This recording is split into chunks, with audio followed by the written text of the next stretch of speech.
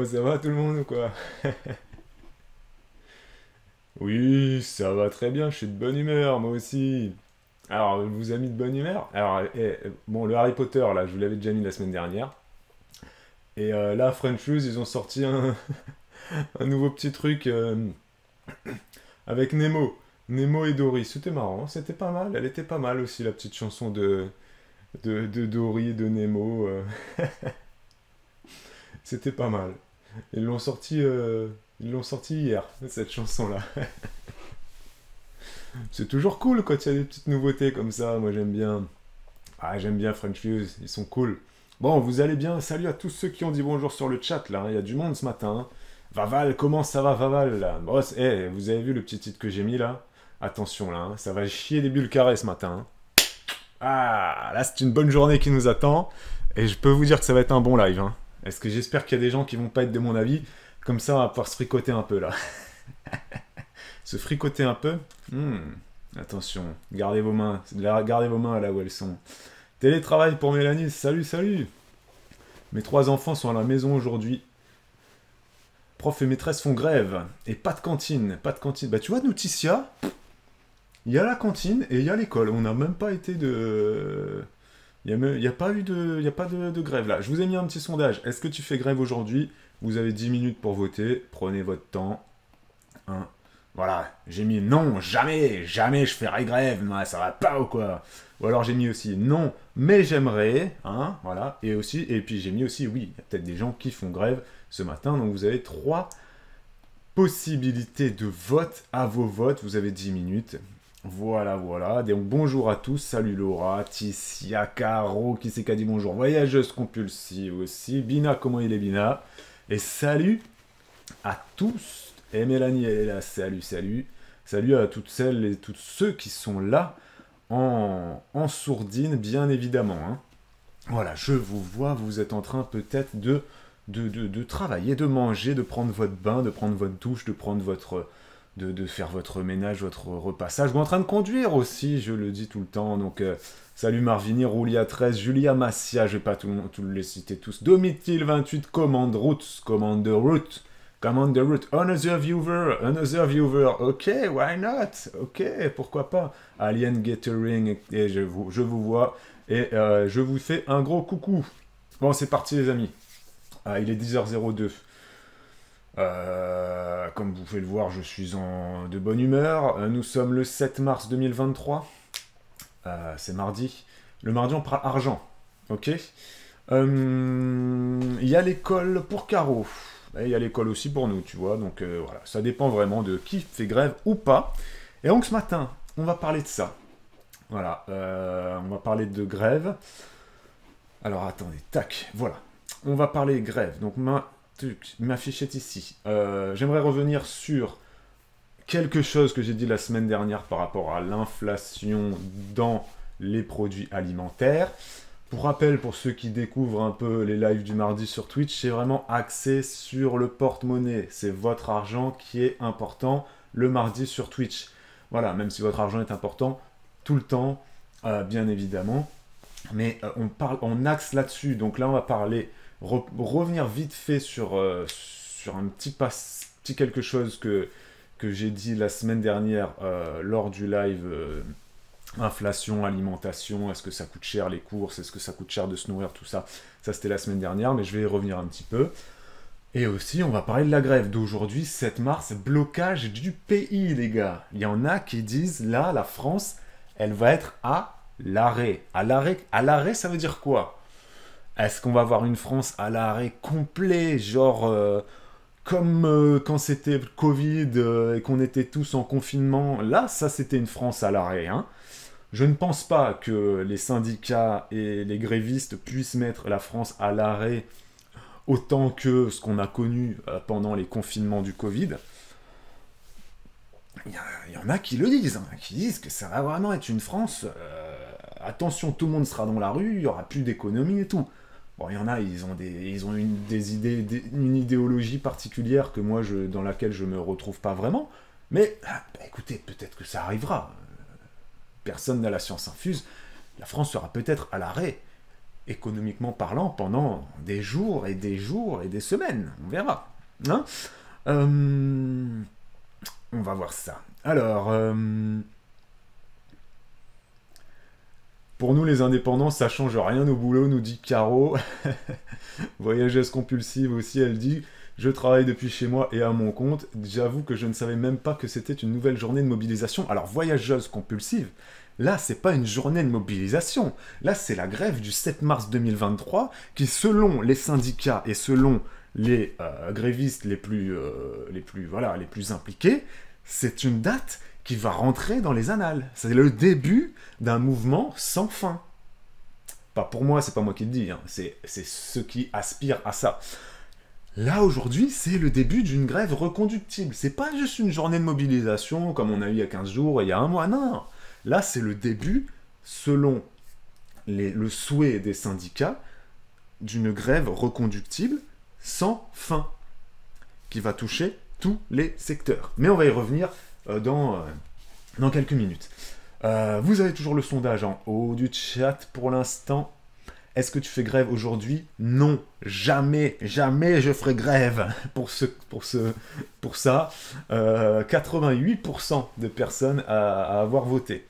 Donc pour l'instant, sur le chat, il y a pas mal de non-grévistes et surtout de grévistes qui sont plus en mode non, jamais, quoi. Parce qu'il y a aussi non, mais j'aimerais. Hein, je vous ai mis ça aussi pour nuancer. Donc, voilà, on va parler de ça aujourd'hui et on va surtout voir ensemble combien ça coûte de faire grève. Voilà, on va axer sur l'argent. Combien ça coûte de faire grève? Babou, elle est bête ta question. Une journée de grève, ça coûte une journée de salaire. Oui, et oui, mais non. Enfin, hein, voilà, on va parler de ça. On va parler aussi de toutes les indemnisations possibles que vous pouvez obtenir si vous faites grève. Que vous soyez syndiqué ou non. Voilà, selon les syndicats à laquelle tu vas être encarté, voilà, tu as la carte CGT, CFDT, CFTC, FO, machin, Sudrail, j'en sais rien, FNSUA, bon bref. Selon le syndicat à laquelle tu vas être... tu vas pouvoir aspirer à des petits sous-sous. Mais les gens qui ne sont pas syndiqués, ils peuvent aussi avoir des sous-sous, les mecs. Je vais vous expliquer comment. Donc, est-ce que faire grève, ça coûte de l'argent? Vous allez voir que maintenant, faire grève... On va voir ça. Avec toutes les caisses qui y existent et toutes les indemnisations possibles, faire grève, on va voir que ça coûte pas si cher que ça aux salariés. On va y revenir. Teaser incroyable. Donc... Ouais, je suis de bonne humeur ce matin. Moi, j'aime bien qu'il y a des grèves. Moi, ça me passionne, moi. Le monde des syndicats me passionne. J'ai pas pris de mouchoir. Ça, c'est une bonne idée, ça. Pas un mouchoir qui traîne, là? Oh, maman mia. Vous avez pas un mouchoir à me passer, là? Sans déconner, j'ai pas de mouchoir. Bon, ça va aller, pour l'instant. Mais bon. Voilà. Prendre ça, sinon. Voilà. Prendre ça. Que je laverai après. Bien évidemment. C'est pas ce qu'il y a de plus doux, hein. Oh là là. Ah, ça va pas faire du bien, ça. Alors, donc, je voulais revenir sur le live de la semaine dernière, inflation dans les produits alimentaires. Donc, je vais pas vous répéter ce que j'ai dit la semaine dernière, vous l'avez en replay sur Twitch. Je rappelle que tous ceux qui sont abonnés Twitch, vous avez accès au replay instantanément. Les modérateurs aussi, qui sont modérateurs depuis le tout début du lancement de la chaîne. Je ne mets plus maintenant de nouveaux modérateurs, parce que vous êtes une petite dizaine, une petite quinzaine à être modérateur. Et vous êtes modérateur depuis plus de 3 ans maintenant, si je ne dis pas de bêtises.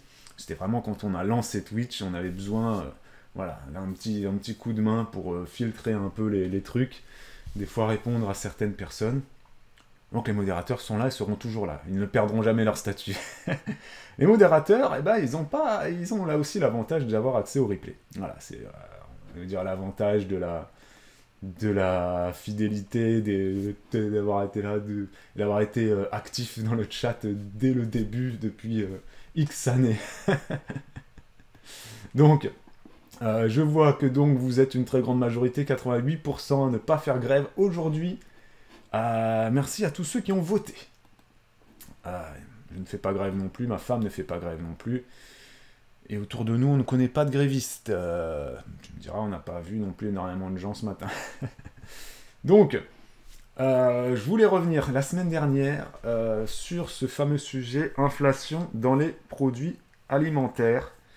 Et il y a une abonnée qui avait mis un message sur le chat, sur Twitch, que j'avais lu, mais j'avais pas trop développé sa pensée, etc. Et ensuite, quand j'en ai reparlé avec Bibou, effectivement, ce qu'elle avait mis, c'était assez intéressant et je voulais revenir là-dessus. Donc elle avait dit, cette abonnée, que ok, certes, je sais plus qui l'avait dit, peut-être qu'elle est là ce matin, hein, tu peux lever la main si jamais tu te reconnais.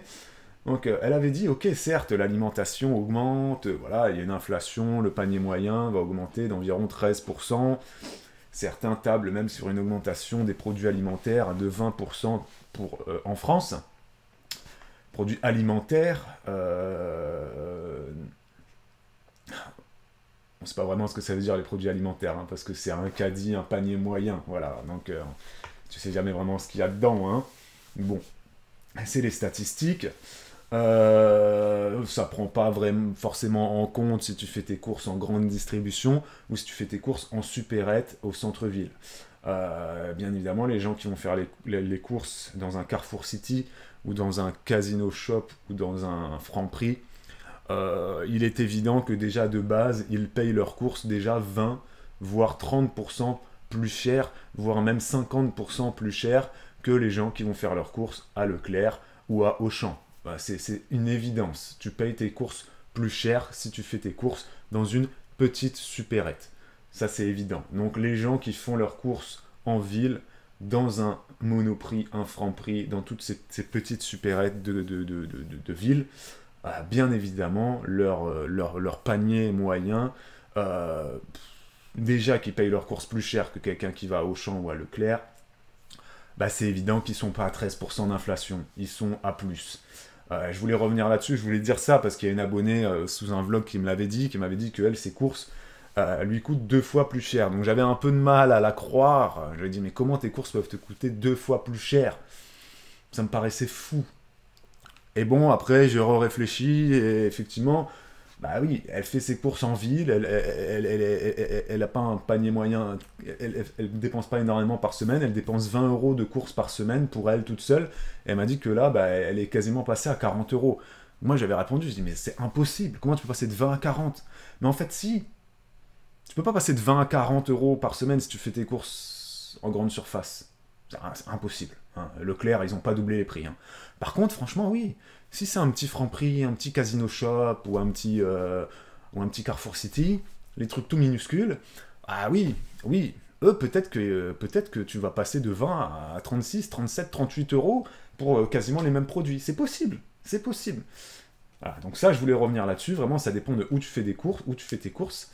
Et aussi, il y a une abonnée qui disait la semaine dernière, qui disait, après, ok, tout a augmenté, blablabla, blablabla, mais à un moment donné, il faut aussi se dire que voilà, si on peut plus faire ses courses et si on peut plus se payer ce qu'on a envie de se payer, telle ou telle viande ou tel poisson ou tel fromage, on achète des pâtes, des pommes de terre et de la sauce tomate et puis on mange ça comme en temps de guerre.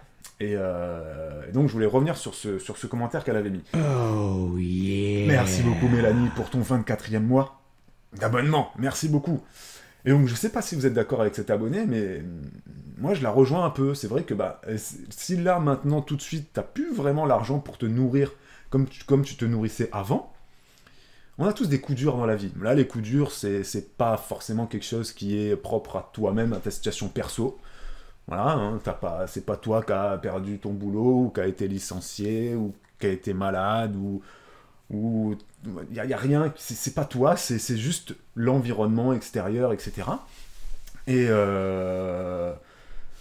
et l'inflation n'est pas due à nous directement, voilà, hein, c'est toute une addition de facteurs extérieur, donc on n'est pas nous directement responsables. Mais effectivement, si là, tu peux plus faire les courses comme tu les faisais avant, bah, comme le dit cet abonné, moi, je suis un peu d'accord avec elle.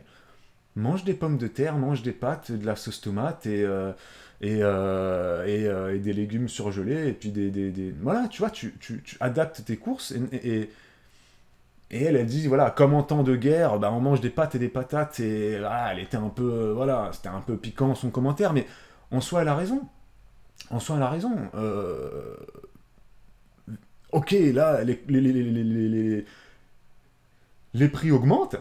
Bah, si on peut plus acheter ce qu'on achetait avant, on mange des pâtes et des patates, comme en temps de guerre, comme l'a dit cet abonné la semaine dernière.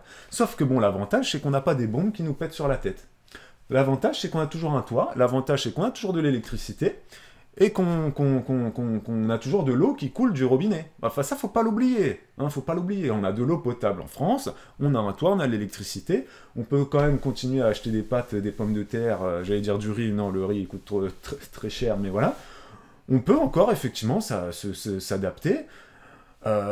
C'était moi qui disais ça. Kikouri, bah salut Kikouri. Voilà, si t'as pas les moyens, tu manges des pâtes et du riz. Bon, le riz, non, parce que le riz, c'est très cher en ce moment, Kikouri. Ah, sauf le riz premier prix. Voilà, t'achètes du riz Eco Plus. Et voilà, et tu l'achètes. Ouais, et voilà. Mais t'as raison, Kikouri. Voilà, c'est ça. T'avais dit comme en temps de guerre. Je pense que ça énervait un peu les gens. Parce qu'il y a des gens, ils veulent pas vivre maintenant comme vivaient nos grands-parents pendant la Seconde Guerre mondiale. Sauf que nos grands-parents, ils mangeaient pas des pâtes et des pommes de terre. Nos grands-parents, en temps de guerre, ils mangeaient ceux qui faisaient la guerre, la vraie guerre. Déjà, ils mangeaient pas, quoi, tu vois. Ils mangeaient pas, ils mangeaient de la bouillie, ils mangeaient des conserves quand ils arrivaient à tomber sur une boîte de conserve de langue de bœuf ou de pâté pour chien, limite presque. Donc nous, ça va encore. Donc merci Kikouri d'avoir dit ça la semaine dernière. Je voulais vraiment revenir là-dessus. Voilà, merci Amy. Effectivement, on peut s'adapter, acheter autrement. C'est vrai que ça, c'est des choses qu'on avait dit la semaine dernière. Voyageuse compulsive, merci à toi aussi de le rappeler. On adapte nos courses à notre budget et non l'inverse. Effectivement, tu as totalement raison. Voilà, tu adaptes tes courses à ton budget. Voilà, donc si ton budget c'est 150 € de courses par semaine, tu t'en tiens à 150 € de courses par semaine. Et oui, si tu peux plus acheter autant de viande, autant de poisson, autant de fromage, ben c'est pas grave. T'en manges pas. Tu vas pas mourir. C'est pas indispensable. Tu fais différemment. Voilà. C'est une question de. Voilà. Donc je voulais revenir là-dessus, sur cette notion de. Faut faire comme si c'était la guerre. Ah, je suis un peu d'accord. Donc je suis un peu d'accord avec toi, Kikouri. C'est ça. Voilà. Kikouri a dit oui, c'était piquant, mais on est trop habitué à vivre dans le luxe. Oui, t'as raison. Voilà. Les gens, ils mangent des steaks hachés tous les jours, 2 fois par jour. À un moment donné, c'est bon. Oui, le steak haché coûte beaucoup plus cher qu'avant. Bah, t'en manges plus. Tu arrêtes. Donc merci Kikouri. Voilà, je voulais vraiment revenir là-dessus. Il faut vraiment retenir ça. Voilà, on s'adapte, comme le dit Vaval, comme le dit Amy, et comme le dit Amy. Voilà, faites vos menus. Voilà, Amy et Vaval le disent. Respectez votre budget. Voilà, on ne peut plus acheter ce qu'on achetait avant. C'est pas grave. Il y a Vaval qui dit, on est un couple d'étudiants. Il y a 6 mois, nos courses pour 2 semaines nous coûtaient 60 €, donc 30 € par semaine. Maintenant, donc bon, voilà, 60 € pour 15 jours, je vais rester sur ton commentaire. Maintenant, on est à 75 €, donc on s'en sort bien, je trouve. Bah effectivement, t'as totalement raison. Hein. T'as totalement raison. Je reviens 2 secondes, il y a quelqu'un qui tape à la porte. À toutes.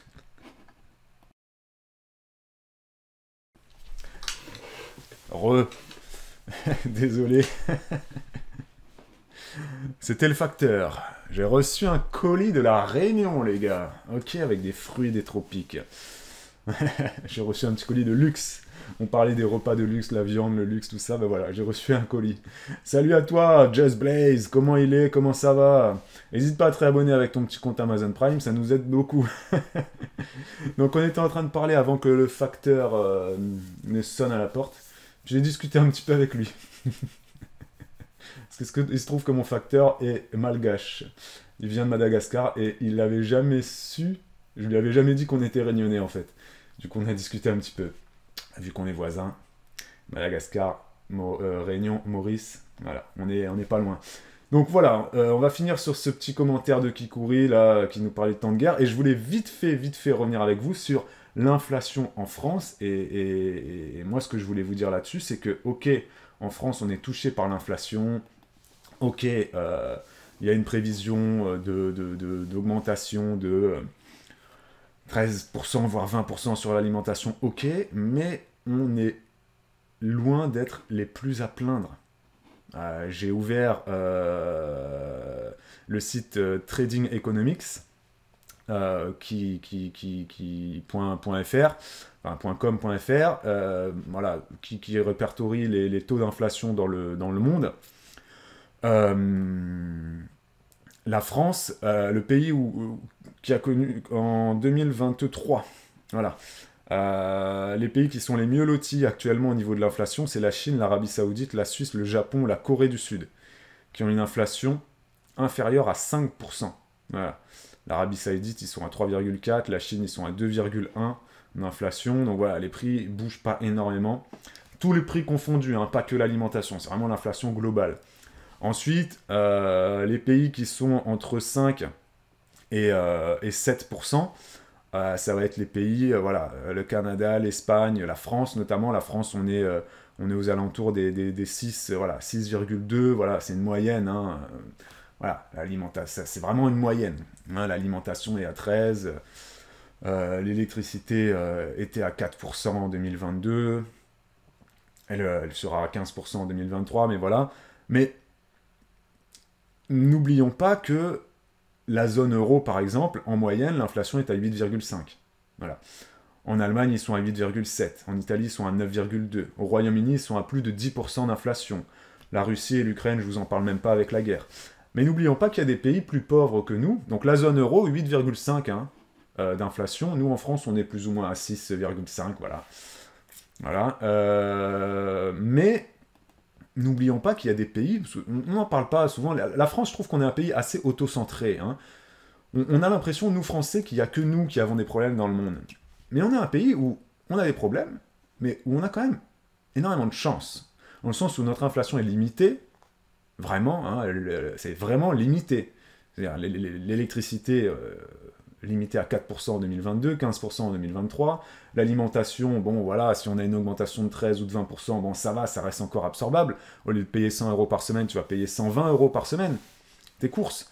Tout en sachant que si tu t'en sors bien et que tu optimises, ben, en fait tes courses n'augmenteront pas, hein, parce que tu as des boucliers, de plus en plus d'enseignes qui bloquent les prix, et qui proposent des prix, des produits à prix coûtant, etc. Allez faire vos courses à Super U, notamment, ou à Carrefour, ou à Leclerc, ou... voilà, vous trouverez plein de prix bloqués et plein de prix coûtants en ce moment. Donc ça reste quand même absorbable. Si tu compares à des pays comme le Liban, l'Argentine, le Venezuela, la Turquie ou autre, c'est catastrophique. Il y a Domiyuki qui vit en Inde aussi, qui nous disait que les prix en Inde ont beaucoup augmenté. Au Sri Lanka, au Pakistan, ils sont à plus de 100% d'augmentation, 100% d'inflation. Il y a le Venezuela, c'est le Venezuela ou la Colombie, non c'est le Venezuela, plus de 200% d'inflation. Nous on est à 6. L'Argentine, ils sont à plus de 72% d'inflation. Okay, il y a un pays d'Afrique, là j'arrive pas à voir sur la carte, je suis pas très bon en cartographie africaine, qui a plus de 280% d'inflation. Donc, retenons ça. Retenons que... Arrêtons, en fait, nous, Français... Ben, c'est pas que les Français, on n'est pas les seuls à faire ça dans le monde, mais... Arrêtons d'être autant auto-centrés et ayons vraiment conscience de la chance qu'on a de vivre dans notre pays, parce que quand tu compares les pays les plus pauvres, eux, déjà qu'ils souffrent beaucoup plus que nous de base, hein, en temps normal, là, ils sont encore plus touchés. Tu vois ? Donc, le Yémen, le Sri Lanka, ils ont une inflation supérieure à 40%. Enfin, ouais, c'est ça, c'est le Zimbabwe. Le Zimbabwe, 280%. Ok, donc... Je sais qu'il y en a qui n'aiment pas ce discours de dire « Ouais, il y a toujours pire ailleurs, etc.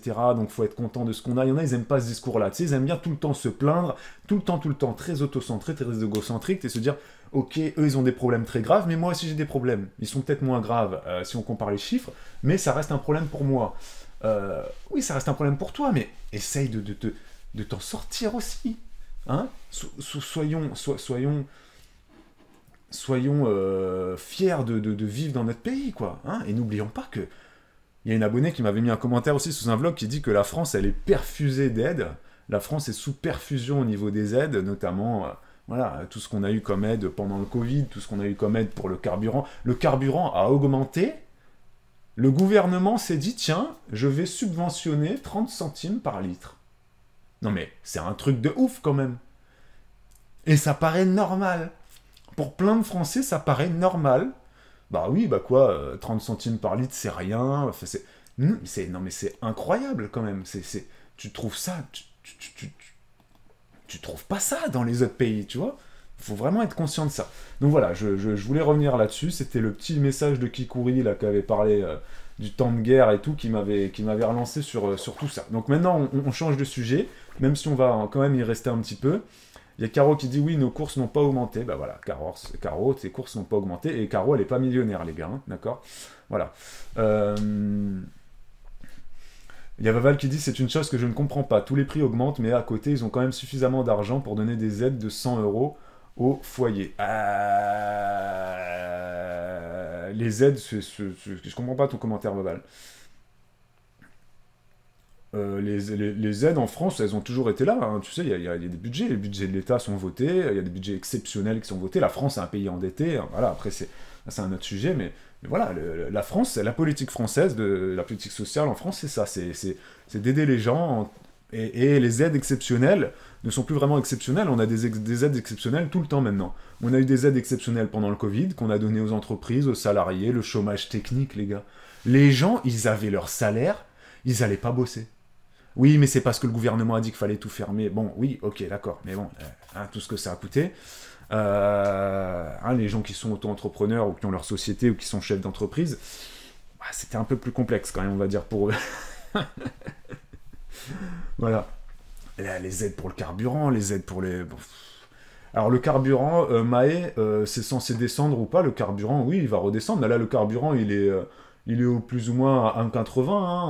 On est sur des prix qui sont plus hauts que la normale, mais carburant devrait en toute logique redescendre, mais Maë, en toute logique, il devrait redescendre, mais en France, on a la grève qui commence aujourd'hui, et donc c'est parti, merci Maë pour la transition.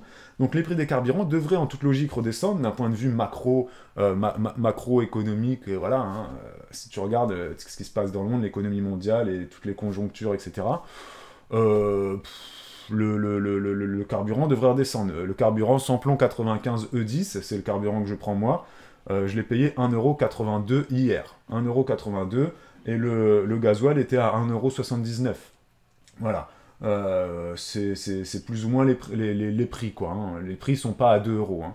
Les prix sont entre 1,80€ et 2€. On est à 1,90€ de moyenne. Voilà. 1,93€ chez toi, Maë. Voilà, on va dire ça. Mais ce qui va se passer en France, là, à partir d'aujourd'hui, c'est qu'il va y avoir, donc il y a la grève qui commence, et c'est une grève reconductible. Donc qu'est-ce que les syndicats ont dit pour cette grève ?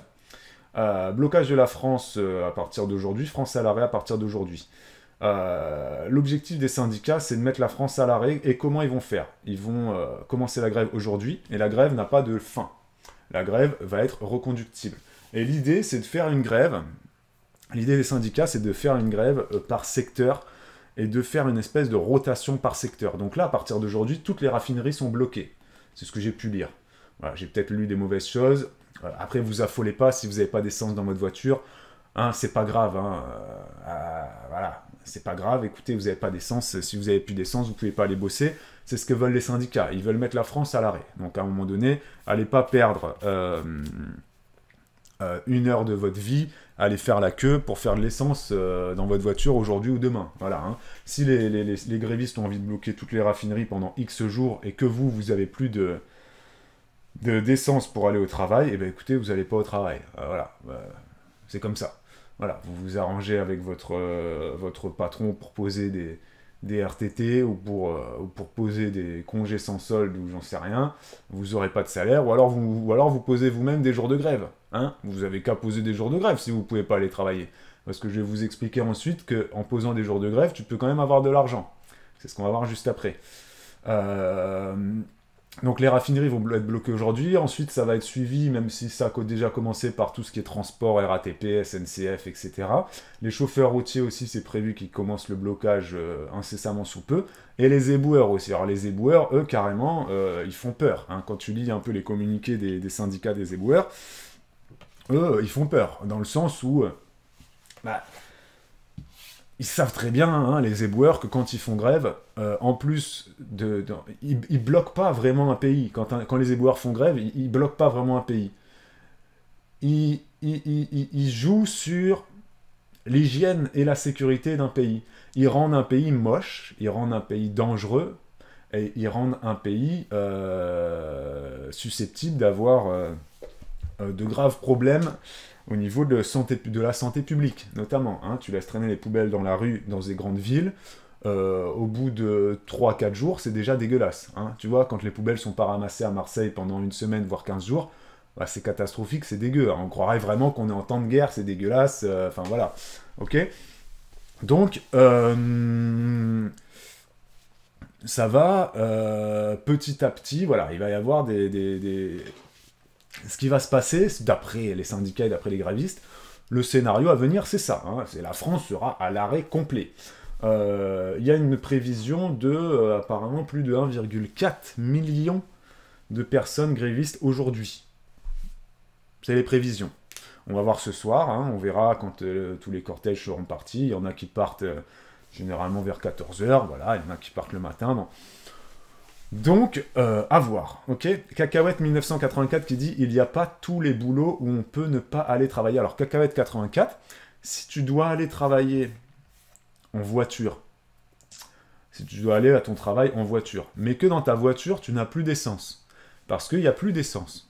Les raffineries sont bloquées et tu ne trouves plus d'essence. Bah, qu'est-ce que tu fais, Cacahuète 84 ? Bah, tu vas pas au boulot. C'est tout. C'est binaire.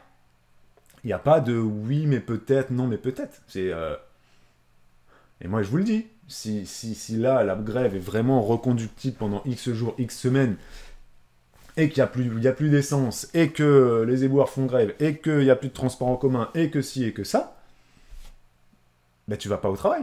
Si tu peux pas aller au travail, tu vois ce que je veux dire, Cacahuète ? Cacahuète, elle dit, si je ne vais pas au boulot, c'est considéré comme un abandon de poste. Cacahuète, si tu n'as pas d'essence pour aller travailler, il faut en fait, je pense que il y a trop de Français qui n'arrivent pas à considérer que la vie, c'est pas le boulot.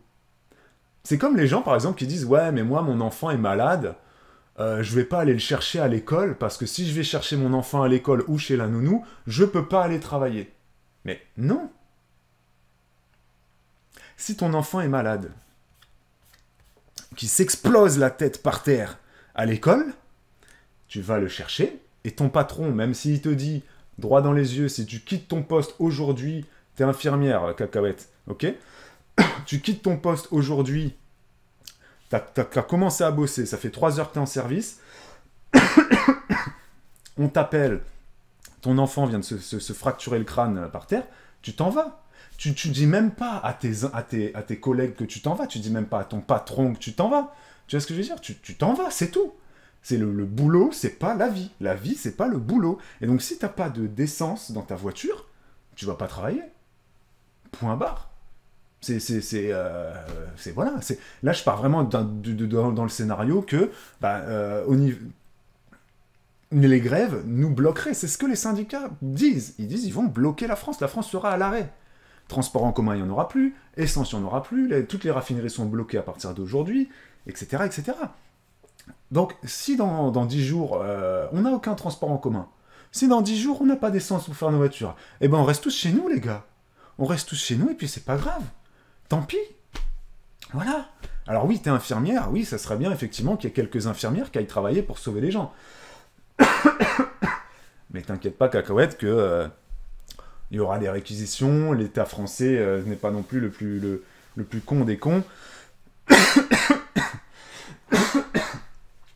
Donc pour ce qui est du carburant, il y aura bien évidemment toujours de l'essence pour les pompiers, le SAMU, Et les gens qui travaillent dans la santé, bien évidemment. Hein, voilà.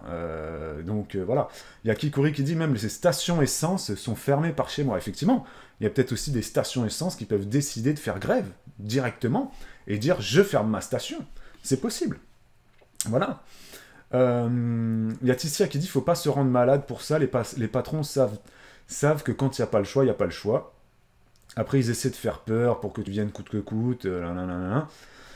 Mais oui, comme tu le dis, Tissia, ils peuvent pas te virer sous prétexte. Abandon de poste, ça existe pas vraiment en France. L'abandon de poste, déjà, si tu viens pas travailler une journée, c'est pas un abandon de poste. Un abandon de poste, vraiment, il faut que ce soit quelque chose quand même de récurrent. Moi, j'ai déjà fait des abandons de poste volontairement. Voilà, il faut quand même que ça soit récurrent et que ça soit non justifié. Et que quand ton patron t'appelle pour te dire pourquoi t'es pas venu travailler, tu lui dises tu n'as aucune justification à lui apporter. Si tu n'as aucune justification à lui apporter, là oui, c'est un abandon de poste. Voilà. Mais bon, tout ça pour dire que voilà, la France doit être à l'arrêt d'après les syndicats et les grévistes, c'est leur objectif, ok. Transport, éboueur, patapata, couffin. Alors, donc, plus d'1,4 million de grévistes, et ensuite on va parler d'argent quand même, hein. Juste, je voulais vous dire que dans les statistiques de grévistes, ça je ne sais pas si vous le saviez, mais lorsque vous posez, je ne sais pas si vous le saviez ça, on peut poser 1 heure de grève, si on veut, on peut poser 1 heure de grève. On n'est pas obligé de poser une journée de grève. Moi je pensais que c'était une journée qu'il fallait poser. Non, tu peux poser 1 heure de grève si tu as envie. Moi c'est un pote à moi qui m'a dit ça, qui est cadre dans une grande entreprise, et il m'a dit qu'il avait posé 1 heure de grève la dernière fois, lors des grèves précédentes, parce que son objectif, en posant 1 heure de grève, c'est tout simplement de faire gonfler les stats, en fait. Quand tu poses 1 heure de grève, tu es considéré comme gréviste.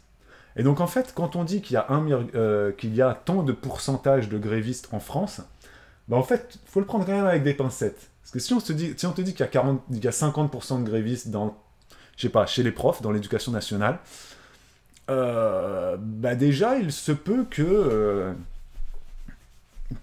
l'éducation nationale, c'est pas le bon exemple, parce que c'est les fonctionnaires, je sais pas comment ça marche chez les fonctionnaires, mais 50% de grève à la SNCF, non, et il se peut qu'il y ait des cadres de SNCF, ou même des chauffeurs, voilà, peu importe le niveau de salaire, qui n'ont posé qu'1 heure de grève. Et 1 heure de grève, tu peux quand même aller travailler, tu seras pas payé pendant 1 heure, mais tu vas travailler quand même, tu vas conduire ton train, tu vas aller faire tes dossiers, t'occuper de ce que tu t'occupes au quotidien, mais tu as posé ton heure de grève.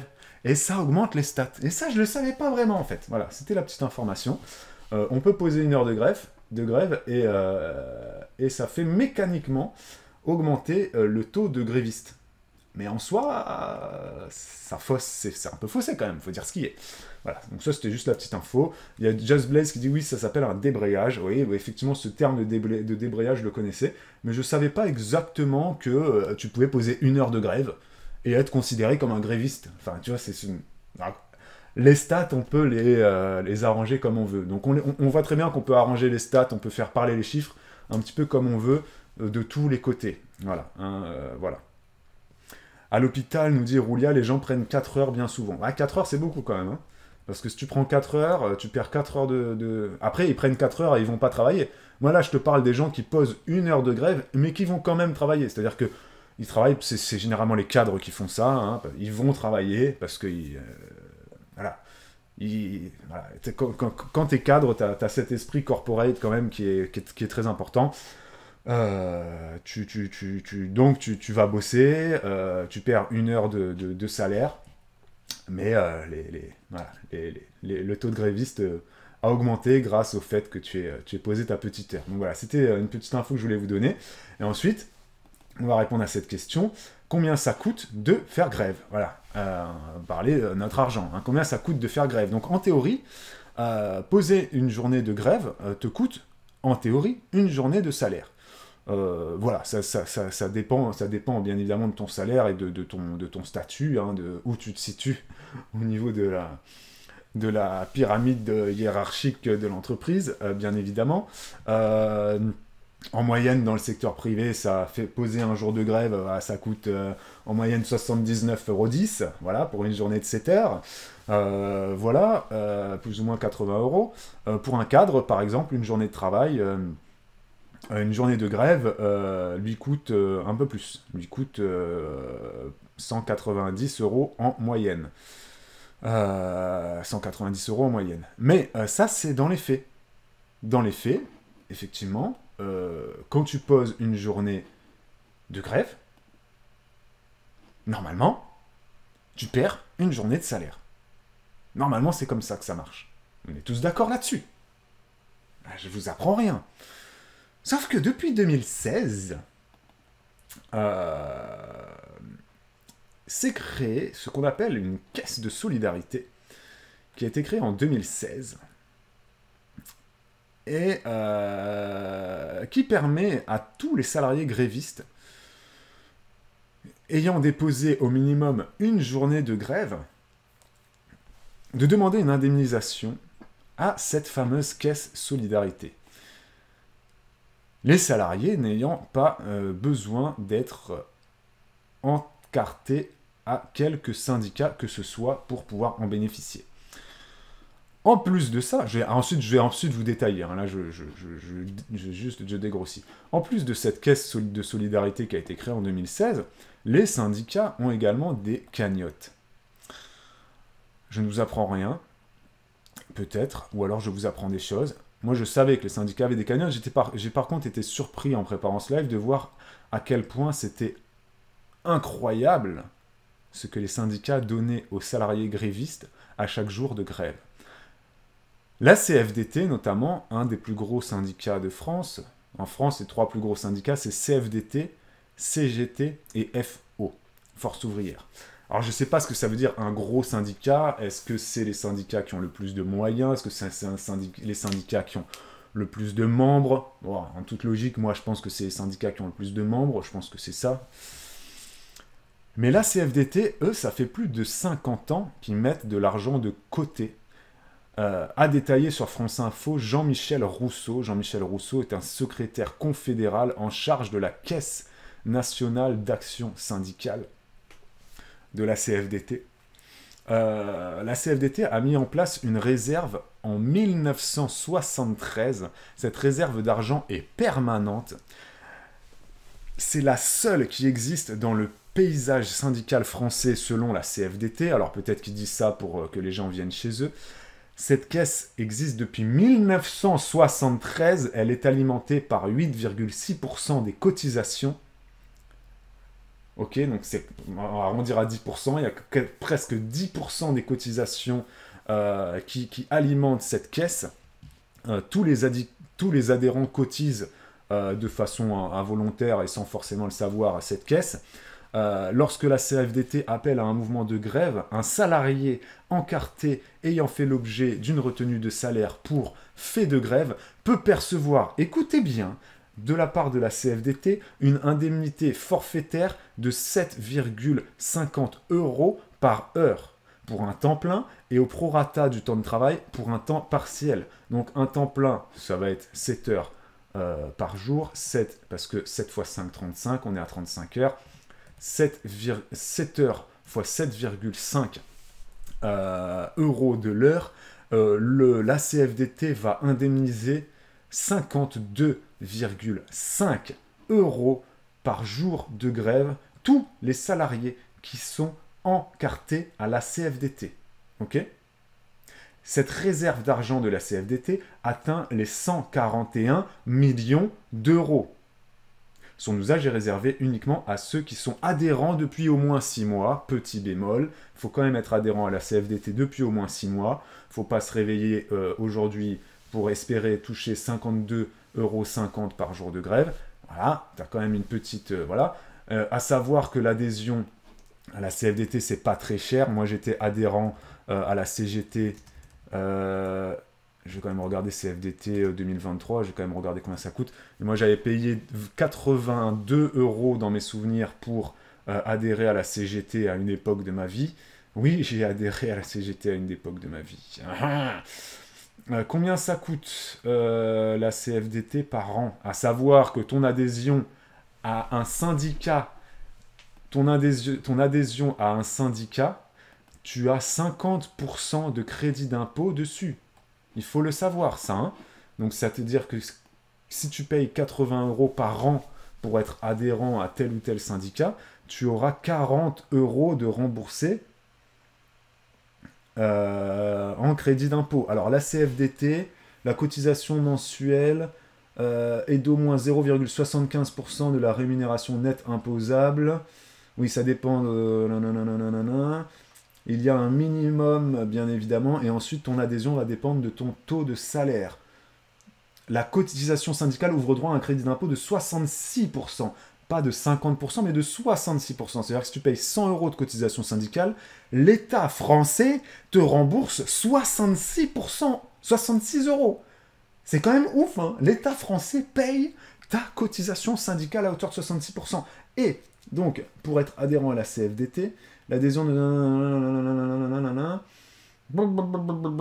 Donc, pour quelqu'un qui est payé au SMIC, plus ou moins à la CFDT, ça va te coûter plus ou moins 7,50 € par mois. Voilà, on est plus ou moins Moi, j'avais payé dans les 80 € à la CGT à l'époque, j'étais au SMIC. Voilà, c'est plus ou moins ça. Ouais, c'est plus ou moins ça. Et ça dépend de ton revenu imposable. Voilà, ta cotisation syndicale ne sera pas la même selon le salaire que tu perçois. Ok? Donc, est-ce que déjà ça, je vais vous mettre un petit sondage, ça vous choque ou pas? Et après, je vous lance une petite pub. Je vais aller me chercher un verre d'eau. Ce que je viens de vous dire là, ça te choque? Oui, non. Je vais vous mettre juste 5 minutes pour voter. Est-ce que ça vous choque que la CFDT ait une caisse, que ça depuis 1973, ils mettent de l'argent dedans, 141 millions. Ils ont 141 millions quand même, et ils indemnisent pour un temps plein environ 50 € par jour. 52,50 € par jour de grève. La CFDT indemnise tous les grévistes qui ont au moins 6 mois d'ancienneté. 52,50 € par jour. Est-ce que ça vous choque? Oui, non. Vous votez pendant 5 minutes. Moi, je vous lance 2 petites minutes de pub. Je vais aller boire de l'eau. Et après, je vais vous dire comment bénéficier de la caisse de solidarité pour tous les gens qui ne sont pas syndiqués. Vous pouvez aussi demander une indemnisation, déposer un dossier, je vais vous expliquer comment. Et je vais vous dire comment ça se passe chez Force Ouvrière et comment ça se passe à la CGT. Et on va voir ensemble, est-ce que c'est logique d'être indemnisé alors que tu fais grève? Ok? Donc est-ce que ça te choque, oui ou non? Vous votez, s'il vous plaît, et je reviens tout de suite. De retour. Alors, vous avez toujours le petit sondage en haut. Est-ce que ça vous choque que les syndicats indemnisent les grévistes? Pour l'instant, c'est le non qui l'emporte. Hein. Pour l'instant, le non l'emporte.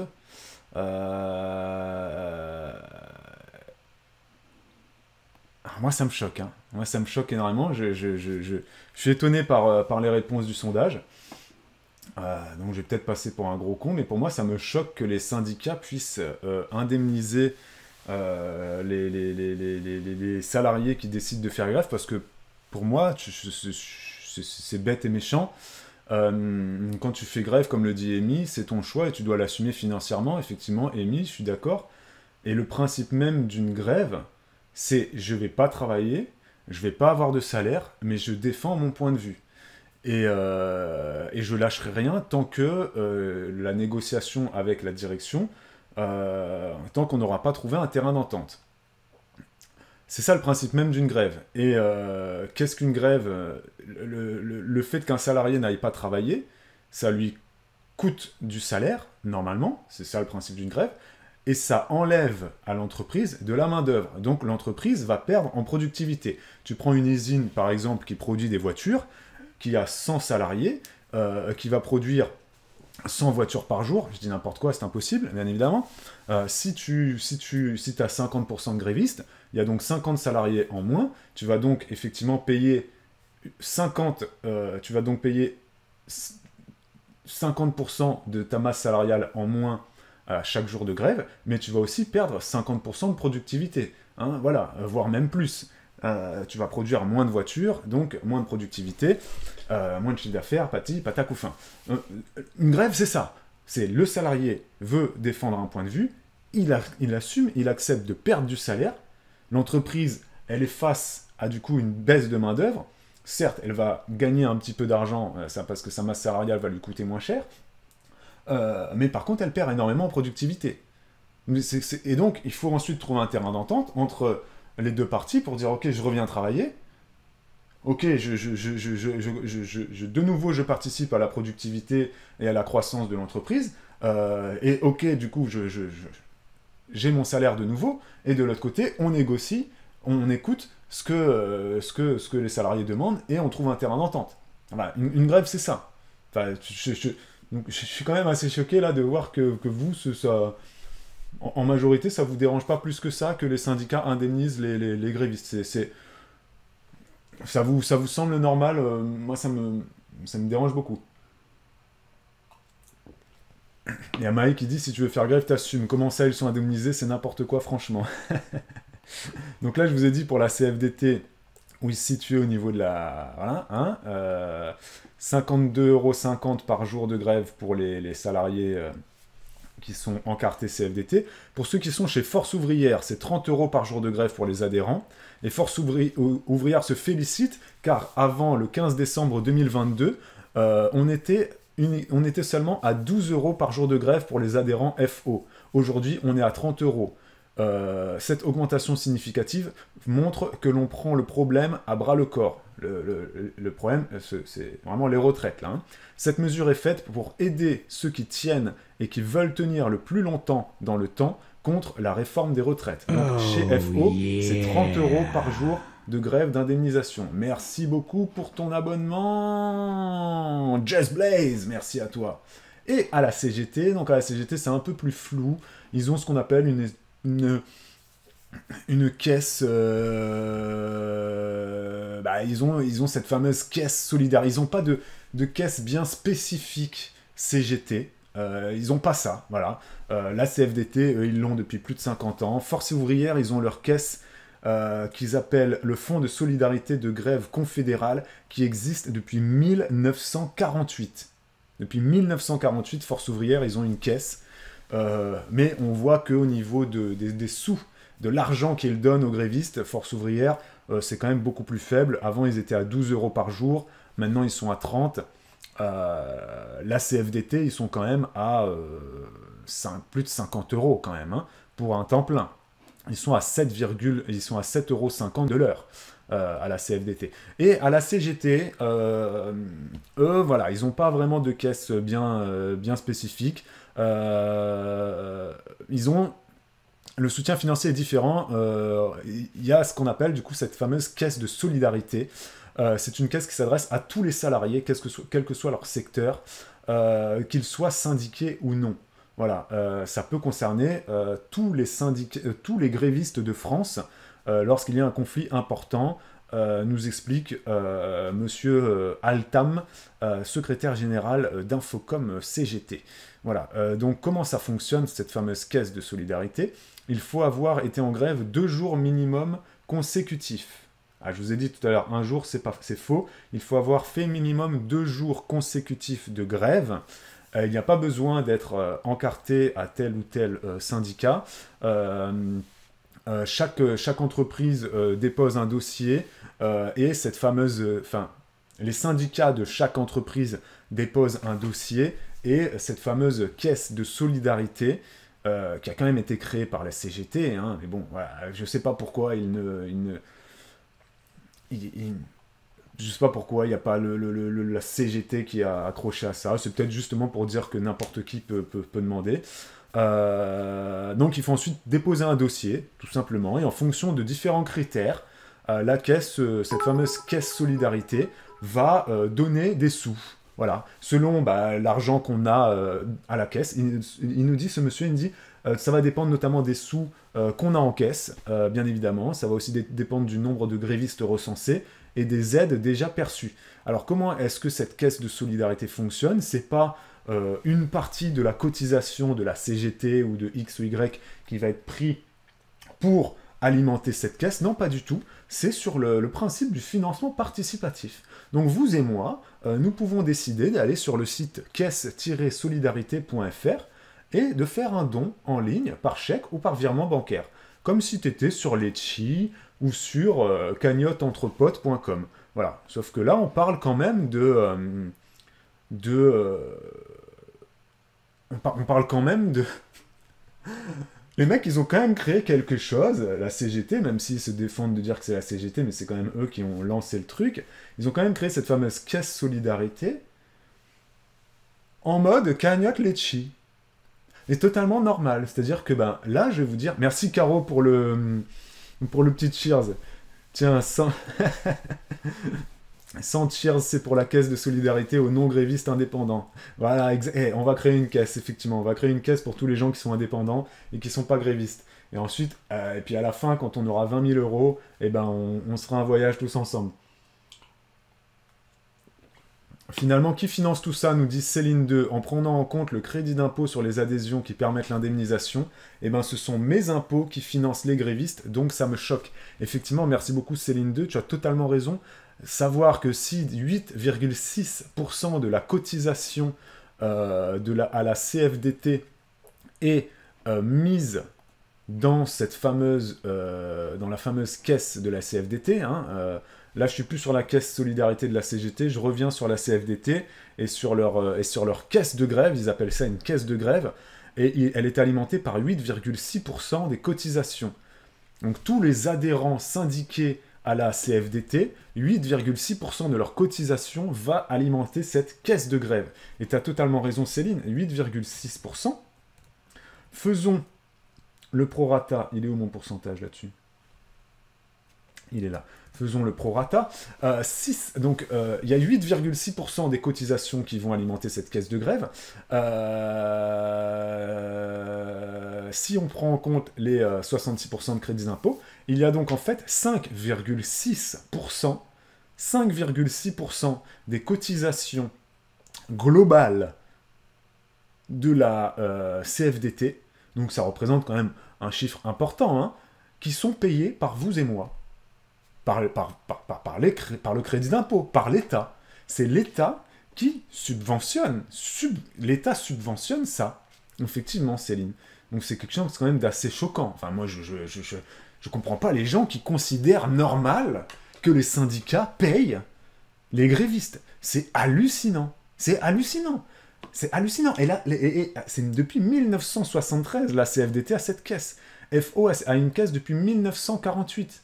Après, il y en a certains qui disent « Ouais, mais bon, ils ont réussi à trouver un moyen, ils font leur petite popote, c'est une réserve de précaution pour aider les grévistes. Et puis, c'est 52 € par jour de grève, c'est pas grand-chose. Parce que, oui, c'est pas grand-chose parce que c'est 7,50 € de l'heure pour les temps pleins, quel que soit ton salaire. Donc, mais pour quelqu'un qui est au SMIC, qui est payé 75 € net, le SMIC, c'est plus ou moins ça. Le SMIC, on est plus ou moins à 70 € net la journée de travail. Tu lui donnes 52,50 € pour aller faire grève, au lieu de 70 € net à aller travailler. Ok, ça ne correspond pas au salaire qu'il aurait eu s'il était parti travailler au SMIC, mais c'est quand même assez confortable, on va dire, non ? 30 € pour FO, 30 €, bon, c'est pareil, on dirait, ouais, c'est quoi 30 € par jour ? 30 € par jour, c'est rien, s'il va travailler, il gagne beaucoup plus. Et puis, ceux qui sont payés 1600 € net, 1800 € net, 2000 € net, eux, c'est pareil, c'est toujours 30 € par jour. Donc oui, bien évidemment, quelqu'un qui est payé 2000 € net et qui a donc, je sais pas, bon bref, par jour, quelqu'un qui est payé 110 € net par journée de travail.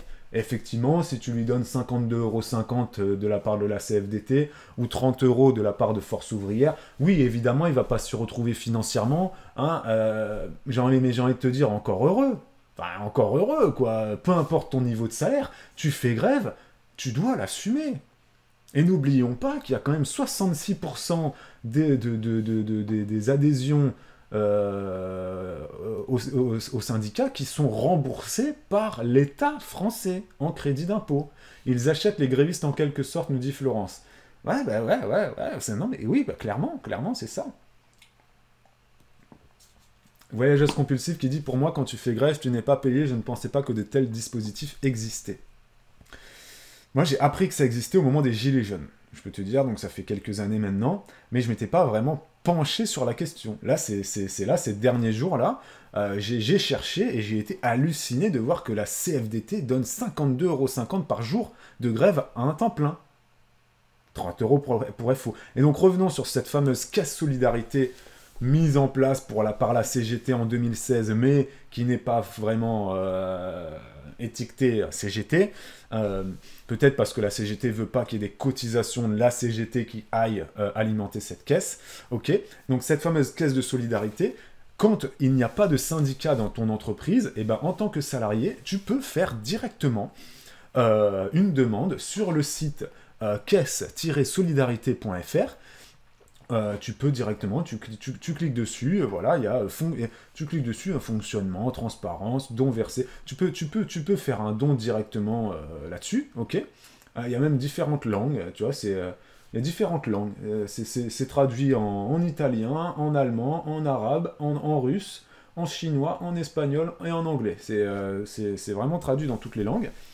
Ça se veut extrêmement inclusif du coup, et il y a, je vais vous dire, un montant disponible pour la campagne 2023, hein, donc la campagne 2023 pour la caisse solidarité, et la CGT et tout, et là, la campagne 2023, c'est la campagne qui concerne la réforme des retraites. Donc le montant qui est actuellement disponible pour la campagne 2023 s'élève à 614 000 447. Non, 614 000 447,64 centimes. Ok. Ça, c'est ce qui est disponible pour la campagne 2023. Mais le montant total qui a déjà été collecté par ce site internet, caisse-solidarité.fr, depuis son ouverture en 2016, le montant total qui a été collecté, c'est plus de 4 500 000 €. Il a ensuite été versé aux grévistes, plus de 3,8 millions. Alors ils mettent montant total versé aux grévistes et aux personnes victimes de la répression depuis 2016. Alors les personnes victimes de la répression, c'est probablement les soignants non vaccinés qui ont été interdits de travailler. C'est probablement ça qui est inclus dedans. Presque 4 millions a été reversé depuis 2016. Donc là, pour la campagne 2023, il y a 614 000 € déjà dans les caisses. Hein. Si vous voulez faire un don, vous cliquez, là je suis en train de cliquer, faire un don en ligne. Tu peux faire un don en ligne depuis directement via Helloasso ou via PayPal. Voilà. Donc Caisse-Solidarité est une association loi 1901. Moi, ça me fait doucement rigoler, en fait. Ça me fait doucement rigoler. C'est les mecs, ils ont créé une cagnotte Litchi. Et non, mais c'est incroyable. Moi, c'est incroyable que ces choses-là existent, que des syndicats prélèvent une partie des cotisations, en partie payées par l'État français en crédit d'impôt, pour faire une caisse, déjà, c'est incroyable. Et que là, il y a une cagnotte Litchi, c'est pas une cagnotte Litchi, mais c'est ce principe-là. N'importe qui peut donner, voilà, tu sais, hop. Et ensuite, c'est redistribué. Et pour en bénéficier, pour en faire la demande, je vous le dis, peut-être que vous êtes intéressés. Peut-être là, il y a des gens qui suivent ce live en sous-marin ou en replay sur YouTube et qui peuvent pas trop chatter ou... N'hésitez pas à chatter, hein, si vous n'êtes pas du tout de mon avis, si vous êtes pro CGT, pro... voilà, dites-le aussi, parce que là, sur le chat, tout le monde est de mon avis.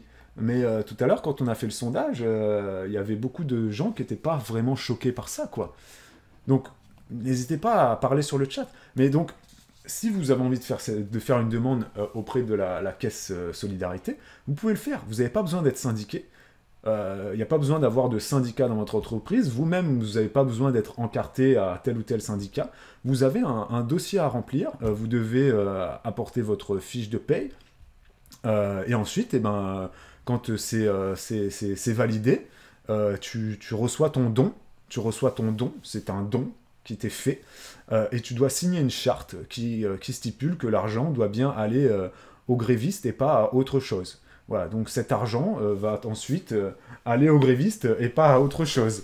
Oui, ok, donc ça veut dire quoi, ça? que l'argent doit bien aller aux grévistes et pas autre chose. Donc je pose la question à monsieur Romain Altam, responsable syndical d'Infocom CGT. Qu'est-ce que ça veut dire? On lui remet ensuite son don et une charte qu'il doit signer. L'argent doit bien aller aux grévistes et pas à autre chose. Ça veut dire quoi?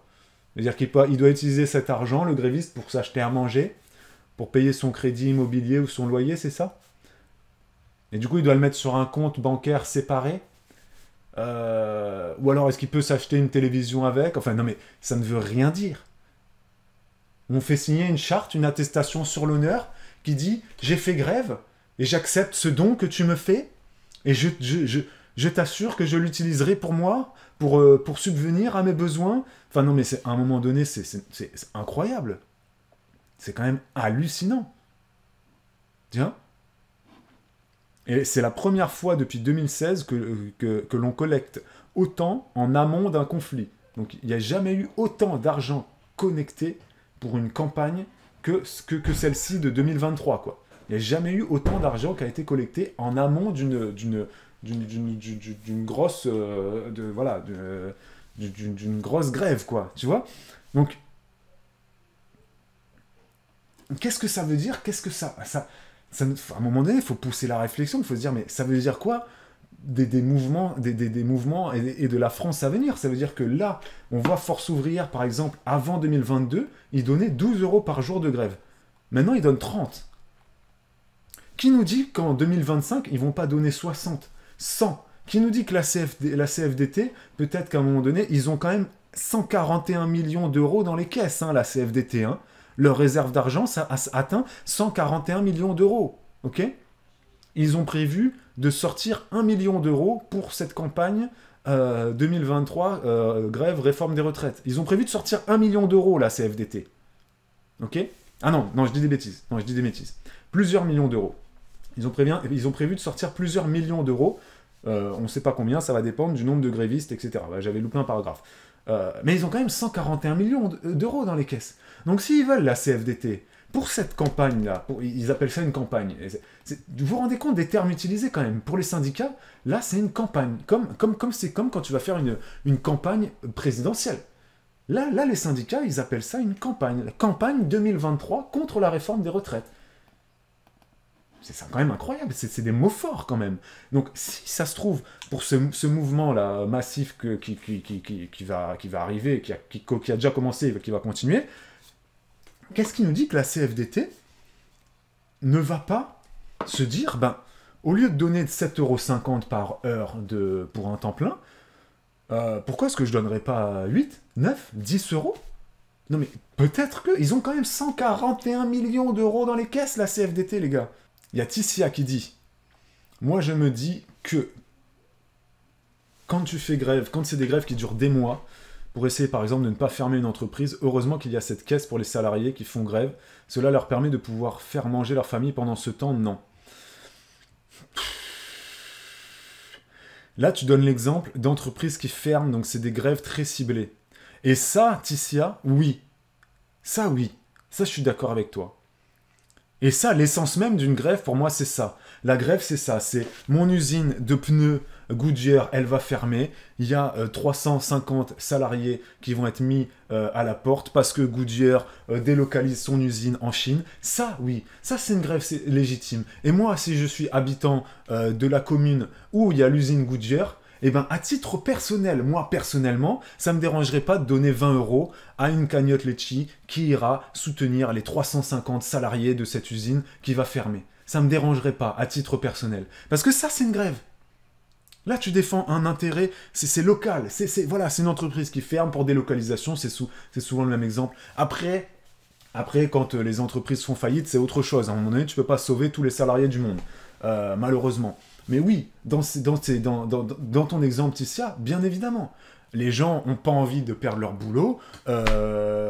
C'est comme des fois, il y a des profs qui font grève pour empêcher la fermeture de classes dans les écoles. Donc si le prof, si le directeur, la directrice de l'école, si les enseignants décident de faire grève pendant 15 jours, pendant 3 semaines, de faire des grèves de la faim, etc., pour sauver les 4 classes de l'école, bah, bien évidemment que tous les parents du village et tous les habitants du village même ou de la commune se doivent de les soutenir, se doivent, non, personne ne doit rien ou quoi, mais bien évidemment, moi, à titre personnel, je les soutiendrai, bien évidemment. Et là, oui, le principe de caisse est une évidence. Mais là, on parle d'un mouvement national contre un gouvernement. C'est pas une grève localisée contre une entreprise. C'est une grève, un mouvement national pour dire non à une réforme. C'est pas du tout la même chose. Pas du tout la même chose. Et là, on parle de caisses qui sont alimentées par un pourcentage de cotisation d'eux ou par une cagnotte Litchi. Voilà, et vous pouvez aller voir, hein, si vous allez sur caissesolidarité.fr, vous cliquez sur l'onglet Transparence, et tout est transparent. Hein. Il y a en moyenne 24 dons par jour. Il y a en moyenne 1800 € qui est collecté par jour. Le nombre de donateurs est de 46 956 €. La moyenne donnée par chaque donateur est de 78 €. C'est très transparent ce site. Très transparent, voilà, c'est très bien. C'est très très bien. Au moins ça permet de... Voilà, pour les gens qui disent ouais, qu'est-ce qu'ils font avec l'argent, etc. Tout est transparent, voilà. Et les gens qui donnent, c'est vous et moi. N'importe qui peut donner. N'importe qui peut donner à cette caisse solidarité. Mais moi, elle me gêne énormément, cette caisse solidarité. Là, on n'est pas... Ça me gêne vraiment beaucoup. Yawata qui dit je ne suis pas pro-syndicat nécessairement, mais ce fonctionnement de mise en commun pour pouvoir faire vivre, entre guillemets, la grève, ne me surprend pas plus que ça. Moi, ça me choque énormément. Sinon, pour les plus précaires qui ont peut-être le plus de raisons de faire grève, sont aussi ceux qui en ont le moins les moyens.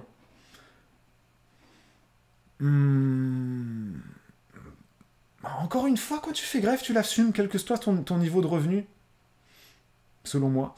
Y a Kikuri qui dit, moi je me dis que c'est pas si mal, car certains, n'ayant pas les moyens, sont déjà justes pour payer les factures, donc ça leur permettra de s'exprimer sans perdre trop d'argent sur leur salaire. Non, parce que là on perd toute l'essence de la grève en fait. Justement, si t'as pas les moyens financiers de faire grève, tu ne fais pas grève.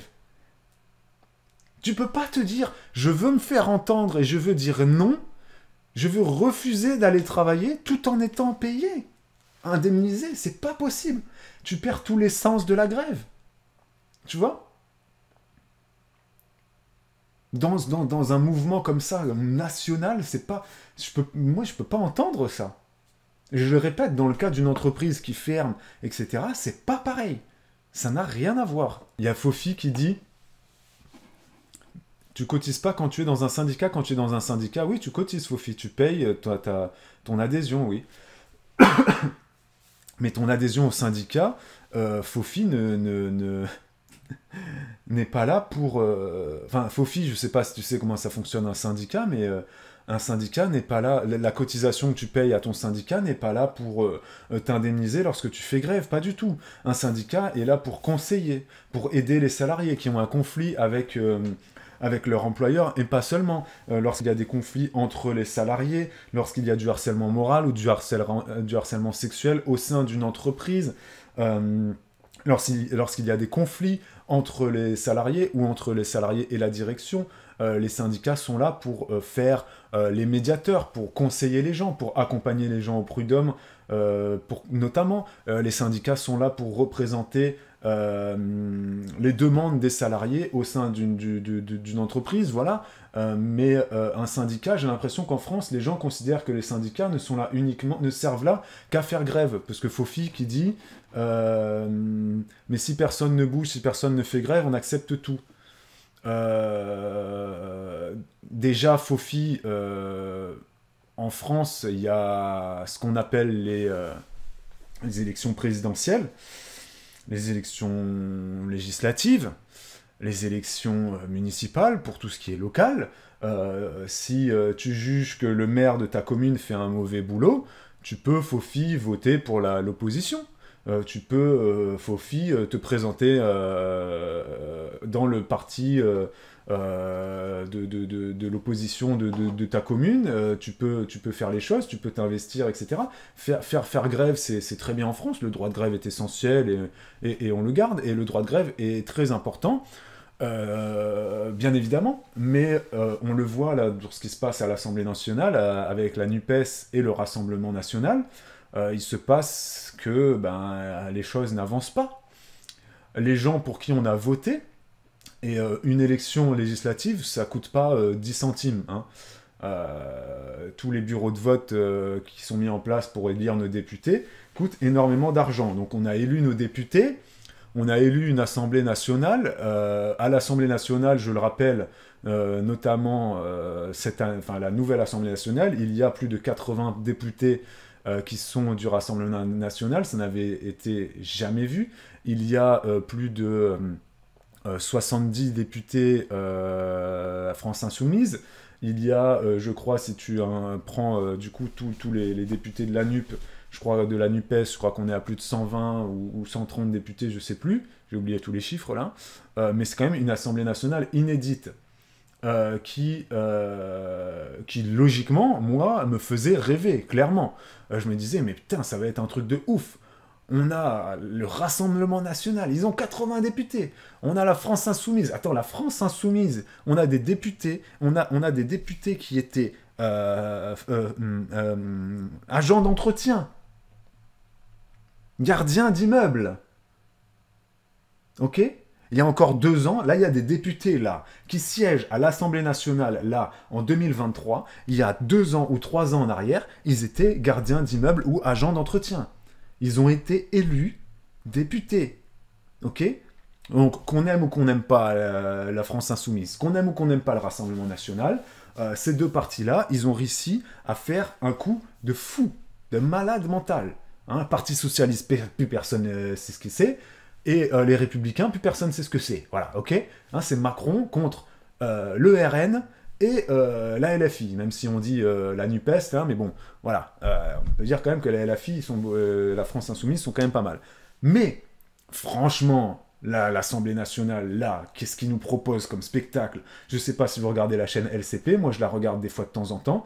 Je l'ai regardé notamment quand ils ont commencé à débattre sur, justement, la fameuse réforme des retraites. Je peux vous dire que j'ai suivi ça pendant plusieurs jours, tous les abonnements, les amendements, le machin, les motions de censure, les patacoufins, c'est ridicule, ça s'insulte. Les mecs de la France Insoumise traitent des ministres d'assassins, ok ? Ça, c'est des gens pour qui on a voté. Ça nous coûte du pognon de fou, ça, de faire des élections, ok ? Donc, ça, normalement, c'est ça qui doit faire bouger la France, ok ? C'est ça qui doit faire bouger la France. C'est l'Assemblée qui doit débattre, qui doit dire oui, pas d'accord, si ça, pour l'instant, bon voilà, ok, les grèves c'est très bien aussi, d'accord ? Si tu veux faire grève, tu fais grève, d'accord ? Mais selon moi, c'est pas les grèves qui font changer un pays. Hein. En 2010, il y a eu des grèves massives, Nicolas Sarkozy, il a passé sa réforme des retraites, on est passé de 60 à 62 ans. Point barre. Les syndicats, là j'ai lu un syndicat ce matin qui disait en 2010, nous avons perdu contre Nicolas Sarkozy, plus jamais.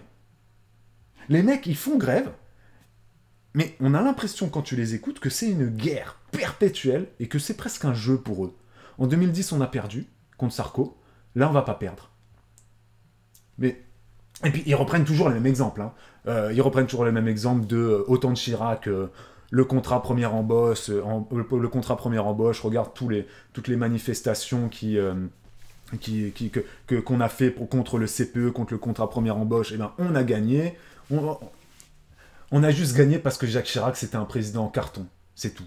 C'est un mec qui avait pas de couilles, c'était le président pépère, il voulait pas passer sa réforme du CPE, et voilà, il a vu qu'il y a eu des mouvements de grève, que les lycéens faisaient grève, les collégiens faisaient grève, machin, patacoufin, et même des collégiens qui ont fait grève contre le CPE, t'imagines ?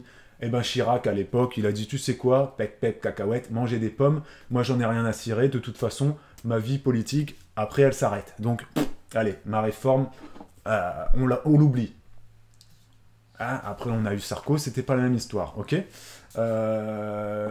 Et ensuite, tous ceux qui continuent à faire grève maintenant, il y a énormément on retrouve quand même beaucoup de profils très révolutionnaires. et qui prennent en exemple la Révolution française. Et qui considèrent que la Révolution française de 1789, c'était une des toutes premières grèves en France, entre guillemets, toute proportion gardée, parce qu'il y a quand même eu des morts, beaucoup de morts, et que grâce à la Révolution française, on a pu faire chuter la monarchie. Il y en a encore qui prennent ça comme exemple, et ensuite qui prennent, bien évidemment, le fameux mai 68, etc., comme fer de lance, voilà, hein, les congés payés, patacoufin, si on n'avait jamais fait grève, on n'aurait jamais eu les congés payés en France. Est-ce qu'on a eu besoin de faire grève pour avoir tout ce qu'on a en France, hein? Est-ce que c'est des grèves qui font qu'on ne paye plus de taxes d'habitation? Est-ce que c'est des grèves qui font qu'on a des allocations familiales en France? Est-ce que c'est des grèves qui font que on a eu des indemnités carburant là dernièrement? Est-ce que c'est grâce aux grèves qu'on a eu toutes les aides qu'on a eues pendant le Covid? Est-ce que c'est grâce aux grèves que vous avez votre chèque énergie qui tombe tous les ans dans votre boîte aux lettres, que vous avez 100 € là qui vous est versé si vous vous chauffez au bois ou au fioul? Est-ce que c'est des grèves qui font que nous avons notre sécurité, qu'on a la CMU par exemple? Est-ce que c'est les grévistes en France qui ont créé la CMU, la Caisse Maladie Universelle? Est-ce que c'est grâce aux grèves que les migrants qui viennent en France ont accès à l'aide médicale, à la fameuse AME? Est-ce que c'est grâce aux grèves qu'on a le RSA en France? Non, c'est juste que la France est un pays social. On a une politique sociale, voilà, c'est la nôtre, c'est notre pays qui est comme ça. Donc, les grèves... Les grèves ont servi et serviront encore, mais pour moi, une grève, elle a beaucoup plus de poids quand tu défends une entreprise qui va fermer, quand tu veux dire non à une fermeture de classe, que tu vas devant un rectorat, par exemple, que tu veux défendre ton entreprise, que tu veux empêcher telle ou telle fermeture. Oui, mais là, le fait de manifester contre cette réforme des retraites et d'indemniser, parce que c'est là le sujet de ce matin, on parle argent ce matin. Tu veux faire grève contre la réforme des retraites, c'est ton droit. En France, c'est un droit. Mais qu'on t'indemnise pour ça, moi, je trouve ça extrêmement choquant. Voilà. Extrêmement choquant. Alors, il y a Amy qui nous dit exactement, les grèves ne changent rien, c'est les élections qui restent décisives. Il y a Kikouri qui dit « Je trouve ça dingue que la grève, ça n'existe qu'en France. » Alors, ça n'existe pas qu'en France, Kikouri, la grève, mais c'est très français, effectivement. Mais il y a des pays dans le monde qui font grève. Mais tu vois, les grèves qu'on a dans d'autres pays du monde, je prends notamment l'exemple de pays plus défavorisés que le nôtre, les grèves que tu vas voir en France, c'est pour défendre l'éducation, l'accès à l'éducation, pour défendre le droit des femmes, etc., notamment.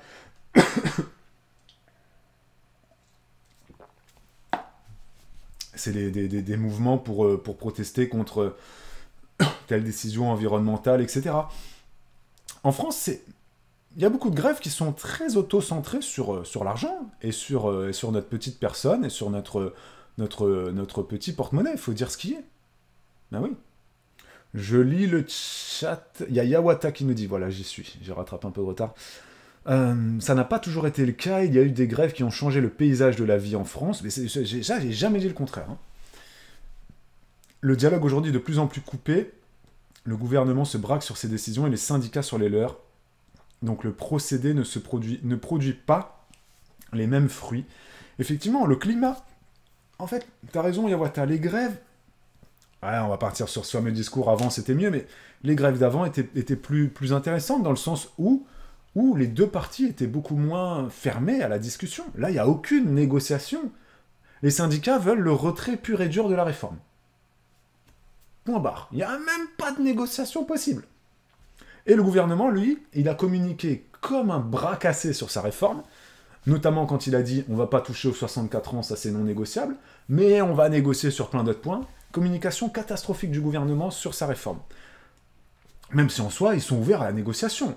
Sur certains points. Voilà. Donc, voilà. Les grévistes n'ont pas forcément voté pour le président actuel ou les gens de l'Assemblée, nous dit Fofi. Fofi, c'est faux. C'est faux. Emmanuel Macron a été élu. T'as voté pour Marine Le Pen, Fofi? Est-ce que t'as voté pour Marine Le Pen? Après, peut-être que tu as voté pour Marine Le Pen, hein. Moi, je trouve que les gens qui sont les plus légitimes actuellement pour gueuler contre cette réforme, c'est les électeurs du Rassemblement National. Parce que Marine Le Pen, dans son programme, c'était la retraite à 60 ans. Voilà. Donc, les seuls qui sont légitimes et qui peuvent l'ouvrir là, par contre, tous les gens qui sont France Insoumise, qui ne sont pas allés voter au second tour parce qu'ils étaient anti-Le Pen, ne peuvent pas venir dire là, maintenant, je suis contre la réforme des retraites. Il fallait voter Marine Le Pen. Hein. C'était un de ses... Alors, toute proportion gardée, il n'y avait pas que ça dans son programme, mais c'était dans son programme. Hein. Elle avait dit les retraites, c'était 60 ans, j'y reviens, pas bim boum. Voilà, elle voulait faire une réforme, mais dans l'autre sens, elle. De même que Jean-Luc Mélenchon, c'était pareil aussi. Dans son programme, c'était le retour de la retraite à 60 ans. Ok. Mais voilà, là, le gouvernement a été élu. Ensuite, on a voté pour nos députés. On a énormément de députés Rassemblement National qui ont été élus. Et on a énormément de députés communistes et France Insoumise qui ont été élus. Donc, en faisant ces choix-là, les Français ont dit, on vote en majorité, pas en majorité, mais il y a quand même une grande part de l'Assemblée nationale qui est dans l'opposition. Donc nous, Français, on a fait notre job, on a voté, enfin, on a fait notre job. Les gens qui sont contre le gouvernement français ont fait leur job en votant pour le Rassemblement National, ou la France Insoumise, ou les communistes, ou le Parti Socialiste, voilà. Ensuite, ceux qui ont voté pour des députés Emmanuel Macron, ou pour les députés les Républicains, ben voilà, ils étaient plus favorables à cette réforme. Voilà. Mais maintenant, c'est bon, on a voté, laissons les députés faire leur boulot. Ok ? On a une Assemblée nationale qui est quasiment du moite-moite. Ben voilà, laissons-les faire leur job. Et puis si on fait grève, encore une fois, je le rappelle, on en a le droit, oui, mais on assume financièrement le délire, quoi. Tu vois ? Ben je trouve, quoi. Il y a Yawata qui dit je pense que certaines grèves historiques ont fonctionné parce qu'elles étaient plus rares. Je suis d'accord, Yawata. T'as raison. Oui, t'as raison, c'est vrai. Oui, t'as raison, c'est vrai. Ça serait intéressant de... Oui, non, effectivement, les grèves étant plus rares à l'époque, historique, t'as raison, mais bien sûr, elles étaient plus rares, elles ont fonctionné. Maintenant, c'est des grèves tout le temps, quoi. Tout le temps, c'est des grèves. Donc, à un moment donné, les gouvernements successifs, ils se disent la grève n'a plus aucun impact, aucun poids, en fait. Bah, reprenons le mouvement des Gilets jaunes. Il a servi à quoi, ce mouvement des Gilets jaunes? À rien. Pourtant, il a duré, hein. Il a duré, mais il a servi à rien. À rien du tout. Ça serait intéressant de voir comment ça se passe dans les pays voisins qui ont également des réformes de retraite. Bon, après, il y a des exemples et des contre-exemples hein, chez nos pays voisins. Faut pas toujours regarder ce qui se passe à côté, Amy. Mais voilà, tu peux trouver un peu de tout. J'ai l'impression, Florence nous dit, j'ai l'impression que les gens font grève sans vraiment savoir pourquoi ils sont contre. C'est vrai qu'il y a beaucoup de gens qui font grève sans comprendre ce qu'il y a dans cette réforme, bien évidemment. Il y a aussi ce sentiment, moi j'ai des proches autour de moi qui font grève tout le temps. Dès que la CGT est dans un cortège, ils vont faire grève. Parce que c'est en eux, tu vois. C'est en eux, c'est la fête de l'UMA, etc. On y va, quoi, on fait grève. On fait grève pour soutenir les gens. Il y a plein de gens qui vont faire grève alors qu'eux-mêmes, ils n'en ont pas besoin. Ou alors ne sont pas concernés. Mais c'est un sport national. C'est un sport national. Voilà. Il y a Roulia qui dit la suppression des régimes spéciaux, je trouve pas ça aberrant. Ça, on en a parlé la semaine dernière de pénibilité. Donc je vais pas revenir là-dessus, mais... Enfin, c'était pas la semaine dernière, c'était... d'ailleurs, le vlog est en ligne... le live, pardon. Le live est en ligne... C'était un live que j'avais fait au mois de décembre sur la pénibilité. Et voilà, il est en ligne sur YouTube, si vous n'êtes pas allé le voir, pour ou contre la réforme des retraites, c'est quoi un métier pénible? Voilà, c'est un live qu'on avait fait tous ensemble au mois de décembre. Je l'ai mis en ligne, la semaine dernière. Donc vous pouvez aller le voir sur YouTube. Cliquez, faites des vues, faites tourner les vidéos, faites tourner les replays sur YouTube. Je vous les propose... sur YouTube, donc vraiment n'hésitez pas à les regarder et à faire tourner les replays sur YouTube, tout en sachant que YouTube des fois démonétise notamment le live, le replay que je vous ai mis sur l'affaire Norman Tavo, emprise psychologique, etc., et tombe mature à 16 ans, machin, patacoufa. Il nous a rapporté 0 € ce replay YouTube. 0. YouTube a décidé que le sujet était trop sensible, et donc pas de pub. Démonétisation, tu ne rapportes rien. Donc voilà, faites tourner les vidéos sur YouTube. Si vous avez votre ordinateur allumé, c'est toujours cool. Vous ouvrez un petit onglet, vous laissez tourner les vidéos en vitesse x2. Voilà, je sais que c'est des vues artificielles et que c'est pas bien, mais bon, des fois, moi, ça m'énerve quand YouTube démonétise des vidéos voilà, on perd pas énormément, on va perdre 5, 6, 7, 8 euros. Mais bon, ça plus ça, ça fait qu'à la fin du mois, on a perdu 50 euros, 100 euros, tu vois, donc c'est toujours un peu énervant. Donc n'hésitez pas à faire... Si vous avez un ordinateur allumé toute la journée, comme c'est le cas de beaucoup de gens, vous ouvrez un petit onglet YouTube, hop, vous enlevez votre bloqueur de pub, bien évidemment, s'il vous plaît, et puis vous laissez tourner, ça fait toujours plaisir. Il y a Amy qui dit, je pense que c'est toujours les mêmes qui font grève et qui sont intransigeants. Quand tu dis pas de négociation possible. Il y a peu de grèves dans les PME. C'est vrai qu'après, dans les PME et les TPE, il y a peu de grèves parce qu'effectivement, c'est des plus petites entreprises. Et donc, il y a un dialogue plus facile, bien évidemment. Ça, c'est une évidence. Même si en soi, dans les grosses entreprises, il y a aussi un dialogue qui est assez facilité dans le sens où il y a plus de représentants syndicaux, plus de réunions avec tel ou tel service, avec la direction, etc. Donc voilà. Mais là, on parle vraiment des mouvements de grève nationaux et surtout de cette fameuse indemnisation. Et je clôturerai là-dessus en disant, je persiste et signe, pour moi, ça me choque que les grévistes puissent être indemnisés par les syndicats. Ça me choque énormément et ça ne présage pas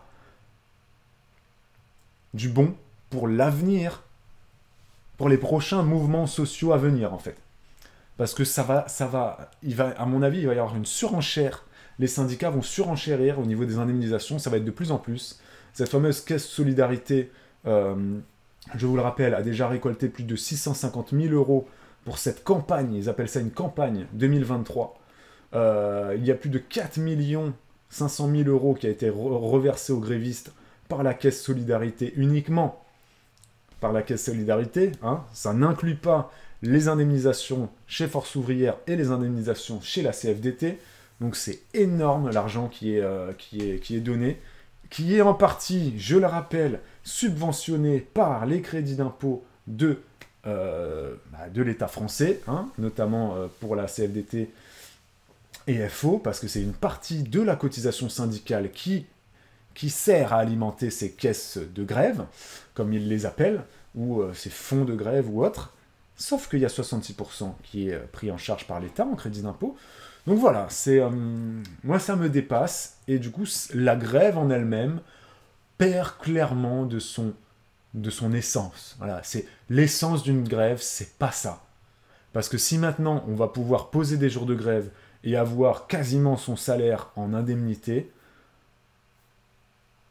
il n'y a plus aucun intérêt, et je comprends du coup que les gouvernements successifs qu'on va avoir ne voudront plus jamais négocier, parce que la grève n'aura plus aucun poids, ne va plus rien signifier, il n'y aura aucune signification. Voilà. Les gens ne perdent pas de salaire, ou très peu. Donc la grève n'aura plus la même signification dans 10 ans que ce qu'elle avait en 1968, pour ceux qui reprennent toujours ce fameux exemple-là. Donc je ne sais pas où ça va mener tout ça, mais pour moi l'indemnisation des grévistes est une très mauvaise chose. Ça devrait être interdit. Si tu fais grève, t'es pas payé, point barre. Et si tu veux te faire entendre, tu assumes. Voilà. Affaire à suivre. Je vais vous laisser là-dessus. Est-ce que la France va être bloquée pendant des jours, des semaines? Je pense que ça va être le cas. Hein. Par contre, hein, à mon avis, là, on va avoir plusieurs semaines où, comme les syndicats le disent, la France va être à l'arrêt. Plus de transport, plus d'essence, plus de déboueurs et pâte à couffin, et j'en passe et des meilleurs. Hein. À mon avis, là, oui, on va avoir un mois de mars assez intéressant. Pour la planète, ça va être pas mal. Hein. Pour la planète, ça va être bien. Une France à l'arrêt, c'est toujours cool pour la planète. Au moins, on va arrêter de consommer, on va arrêter de sortir notre voiture. Par contre, pour la croissance du pays et pour l'économie à venir, c'est pas super. Parce que si tu mets la France à l'arrêt pendant 15 jours, l'inflation ensuite que ça va engendrer... Attention, attention, attention. Merci beaucoup, Voyageuse Compulsive, qui relance les vidéos YouTube. Merci beaucoup. Il y a Fofi qui dit, moi, je n'y crois pas du tout à ça.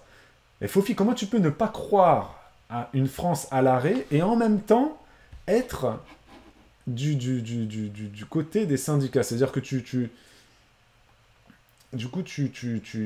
prêches, tu ne crois pas au mouvement, tu vois? C'est bizarre quand même.